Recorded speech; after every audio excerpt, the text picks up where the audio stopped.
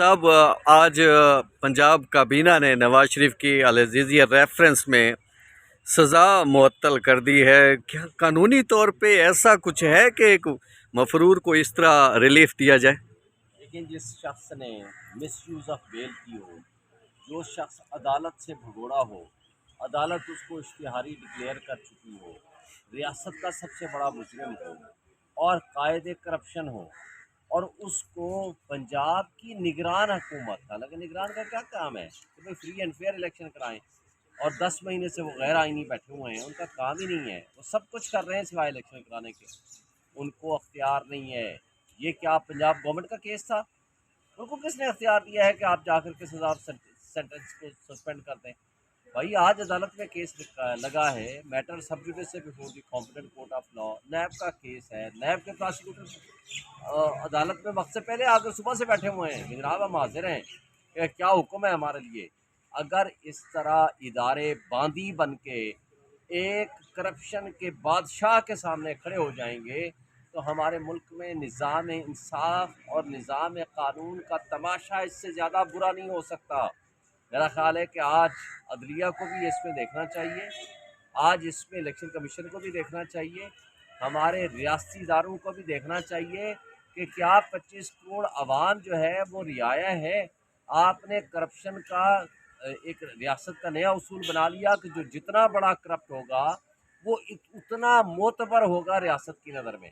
अगर ये उसूल आपने बना लिया है रियासत का, तो मैं समझता हूँ कि ऐसे कोई भी निज़ाम आपका कुफ्र के साथ तो कायम रह सकता है, लेकिन जुल्म के साथ नहीं कायम रह सकता। इलेक्शन कमीशन ने खान साहब के प्रोटेक्शन आर्डर जारी कर रखे थे। आज वजारत दाखिला ने कहा जी सिक्योरिटी बड़ा मसला है। तो क्या वाकई सिक्योरिटी ऐसा मसला था या ऐसे बुनियाद बनाई गई है? देखिए, सिक्योरिटी का मसला था और है भी, लेकिन जब हम सिक्योरिटी के मसले की बात करते थे कि फेट में नहीं पेश हो सकते, आप जुडिशल कमीशन में बुला लें, इलेक्शन कमीशन बुला लें, हाई कोर्ट में बुला लें, हमें तो कोई इतराज़ नहीं था। यहाँ तो रेड जोन है भाई, यहाँ तो सबसे ज़्यादा सिक्योरिटी है। मैंने तो कहा है कि आप इनके खिलाफ एक्शन लें। इन्होंने तौहीन अदालत की है आपके हुक्म की, आप इनके खिलाफ कंटेम्प्ट प्रोसीडिंग शुरू करें। लेकिन बात ड्रामा है, उनको आने नहीं देना। मकसद क्या है कि जेल में ट्रायल करें। एक सेक्रेटरी जो इंटीरियर जो है वो इनको हुक्म कर रहा है, इलेक्शन कमीशन ऑफ पाकिस्तान को, एक आईनी इदारे को, कि जनाब आप जाएं जेल में जाकर इसका ट्रायल करें।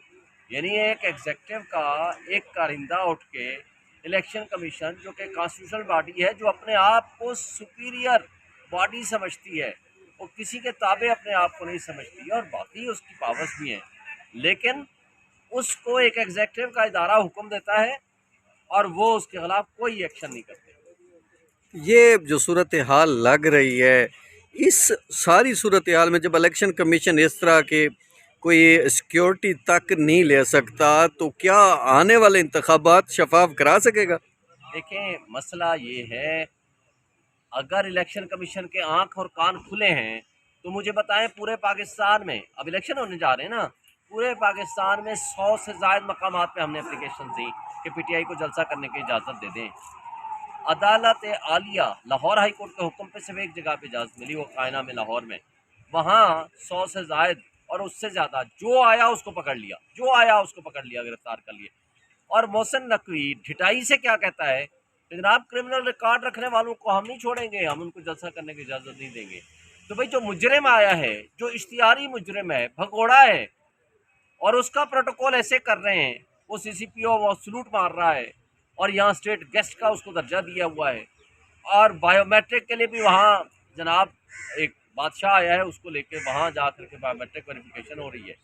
तो कमाल ये है कि मुजरिम को तो सब कुछ जलसे करने की भी इजाज़त है, लेकिन उनकी नज़र में पीटीआई, जो कि करोड़ों पे मुश्तमिल एक अवाम है, उनकी नज़र में उनको इजाज़त नहीं है। ये शेख रशीद साहब ने एक नया शोशा छोड़ा है।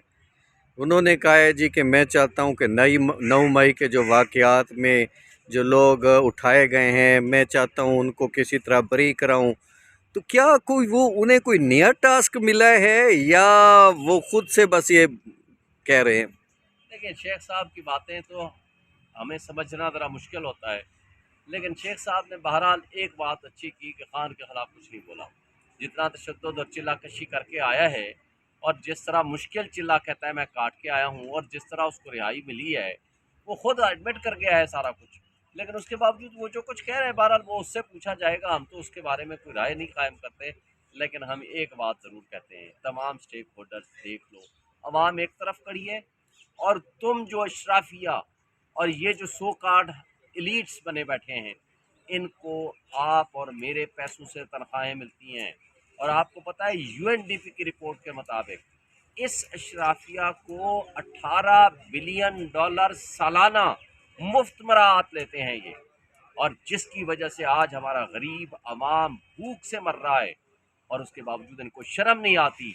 मुजरमों को बचाने में पूरी रियासत सारे इदारे लगे हुए हैं, सारे सरकारें, वहाँ हाई कमिश्नर प्रोटोकॉल दे रहा है एक मुजरिम को, रियासत के मुजरिम, और उनको बयानिया पढ़वा रहा है।